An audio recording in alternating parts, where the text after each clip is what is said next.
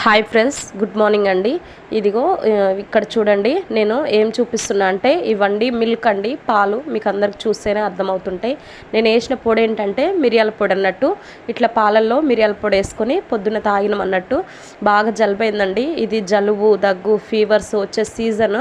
ఈ సీజన్లో ఏంటంటే మనకు ఎఫెక్ట్ అయినప్పుడు ఆ వైరల్ ఫీవర్స్, ఆ జలుబు అనేవి ఎఫెక్ట్ అయినప్పుడు ఖచ్చితంగా ఇలా మిరియాల పొడి వేసుకొని చక్కగా కలుపుకొని తాగాలండి. ఇవి తాగినప్పుడు ఏంటంటే వాయిస్ క్లియర్ అయ్యిద్ది. బాగా గొంతు నొప్పి ఉన్నా కూడా, జలుబైనా కూడా, దగ్గొచ్చినా కూడా ఇట్లా మిరియాల పొడి పాలల్లో కలుపుకొని తాగితే మంచి ఉపశమనం అవుతుంటుందండి. నాకు పొద్దున అసలు మాట రాలే అన్నట్టు, అంటే గొంతు గట్టిగా పట్టుకుంది అన్నట్టు, అట్లా పట్టుకొని మాట కూడా బయటికి రాలేదు. ఇవి తాగిన తర్వాతకి చాలా రిలాక్స్ అయిపోయింది. ఇది మీకు ఇంకా తెలిసిన వాళ్ళు ఉంటారు, తెలియని వాళ్ళు ఉంటారు కదా, మీకు యూజ్ అయ్యిద్ది అన్నట్టు చెప్తున్నా.